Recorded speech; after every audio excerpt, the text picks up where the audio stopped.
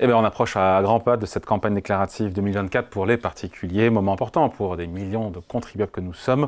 C'est jeudi que le service de déclaration en ligne va ouvrir ses portes. Coup d'envoi donc pour une période de 6 à 8 semaines, durant laquelle les contribuables vont pouvoir aller se connecter sur leur espace personnel, sur le site des impôts, pour déclarer leur revenu 2023. Bonjour maître Jérôme Barret. Bonjour David. Avocat associé au sein du cabinet Yards. Donc voilà, bingo, le coup d'envoi est donné. Enfin, ce sera jeudi. On y est presque, David, parfaitement. On a commencé à recevoir les premières déclarations pré-remplies. On ira jusqu'à la fin du mois d'avril probablement. Mais l'accès informatique, l'accès digital, c'est le 11 avril. Donc, comme les années précédentes, l'administration et l'administration fiscale attend qu'on saisisse essentiellement par la voie de la méthode digitale, par Internet.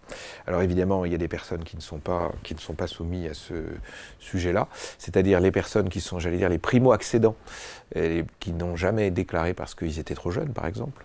Et donc, eux n'ont pas encore de numéro fiscal, donc ils ne peuvent pas. Et ça vaut également pour les étrangers qui viendraient s'installer en France. Eux n'ont pas encore de numéro, donc ils vont passer par la règle encore du papier. Le calendrier, ça y est, on le connaît, le calendrier déclaratif. Voilà, on en avait déjà d'ailleurs parlé, mais maintenant on est sûr du sujet parce que sur les dates limites à variation. Donc date limite, et c'est le soir à minuit. Oui.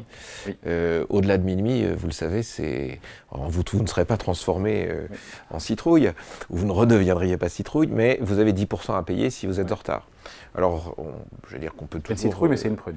C'est pas une citrouille, c'est fruitier, voilà. Et non pas légumier. Donc jusqu'au jeudi 23 mai pour les personnes qui résident dans l'Ain jusqu'à la Corrèze, donc du département 01 jusqu'au 19. Ouais. Le 30 mai pour les personnes qui résident de la Corse à donc la Meurthe-et-Moselle, c'est le 20. Le 30 mai, jusqu'au 20 jusqu'au 54 exactement, et le 6 juin pour les personnes qui sont du 55 de la Moselle, de la Meuse, pardon, jusqu'au 95 de Val d'Oise, c'est la mémoire, et évidemment les dom-tom.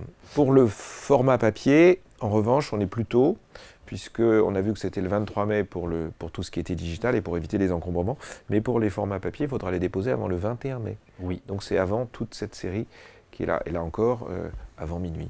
On rappelle que le gouvernement a fait des gestes pour soutenir les ménages, pour tenir compte de l'inflation.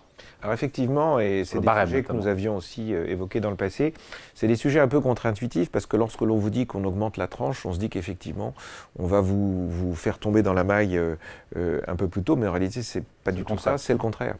Et donc cette année, le taux sera de 4,8%, ce qui est non négligeable, 4,8%. Donc le barème.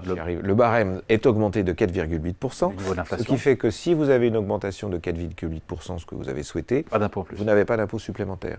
Si on tient compte de l'année précédente qui était de 5,4%, eh bien on a un total de 10,20 sur 2 ans, donc l'augmentation a été, j'allais dire, sincère et efficace pour qu'on n'ait pas trop de changements de tranche. Et sur les autres taxes, non? Il y a un statu quo, aucun relèvement n'a été constaté, que ce soit pour les successions, que ce soit pour l'IFI, on est resté sur des tranches, une neutralité parfaite. Et là, il y aura des augmentations au final. Bon, quoi de neuf sur les revenus professionnels? Alors, sur les revenus professionnels, vous vous souvenez qu'il y avait eu un raté au titre de Airbnb. Une niche Airbnb. Voilà, et donc le gouvernement a fait un effort supplémentaire, puisque suivant la localisation de vos biens dans des zones qui ne seront pas tendues, et dans l'hypothèse où c'est bien de la location meublée, eh bien vous aurez droit à un abattement forfaitaire de 92% au lieu de 71%, ce qui n'est pas négligeable. Vous avez droit au régime des micro-BIC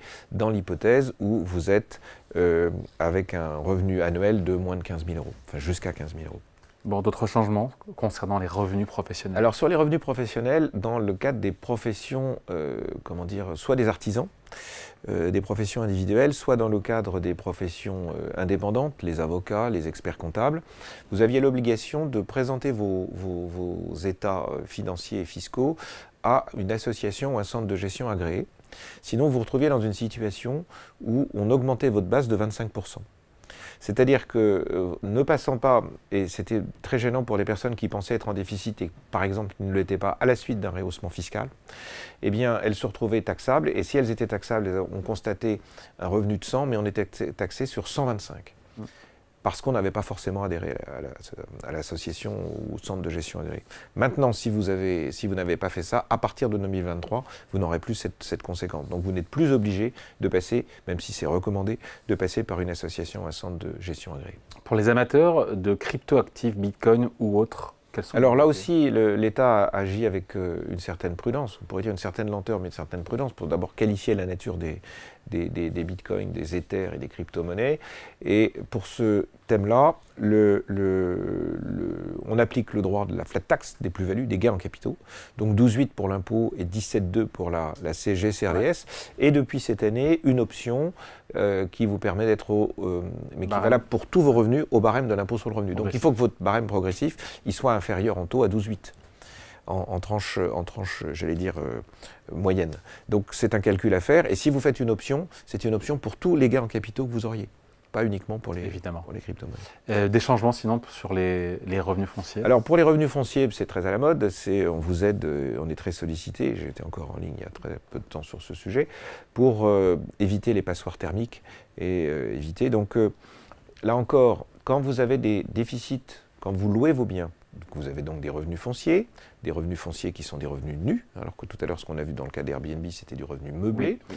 Eh bien, dans cette hypothèse-là, quand vous avez un déficit et que ce déficit est dû à des travaux, vous avez la possibilité d'imputer sur votre revenu global un montant qui est de 10 700 € de ce déficit. Si vous avez un déficit de 30 000 €, la différence entre ces 30 000 et ces 10 700 s'imputera sur les années suivantes, mais pas sur le revenu global, sur le revenu foncier.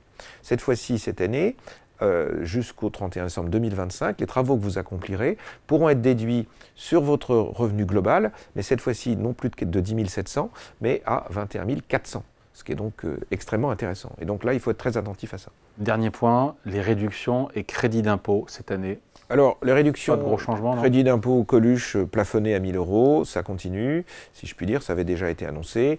Également, fondation du patrimoine et édifices religieux, on augmente de 66 à 75% les dons qui sont effectués, mais toujours plafonnés à 1 000 € par an, et en principe jusqu'en 2025. Voilà. Votre avis, et on finit là-dessus, sur ce millésime 2024 de cette campagne déclarative? Je ne sais pas si on a oublié des choses. Non, on peut parler des règles de prélèvement à la source, mais tout ça, c'est plus, c'est postérieur aux déclarations. Mon avis, c'est que c'est relativement sage. On a quand même une certaine, comment dire, continuité dans les impôts. C'est bien la difficulté de l'État, je pense, aujourd'hui, c'est qu'il voudrait bien probablement récupérer un peu plus de fonds, mais c'est très satisfaisant, je pense, pour les contribuables d'avoir des impôts, même s'il y a des rumeurs, des impôts qui n'augmentent pas. Et ce qui a été fait est conforme à ce qui avait été évoqué. Je crois que jusque-là, il y a sûrement pas de mauvaise surprise, mais pas de mauvaise surprise. Allez, merci beaucoup. Conseil signé Maître Jérôme Barré, avocat associé au sein du cabinet Yards. Merci Jérôme. Merci David.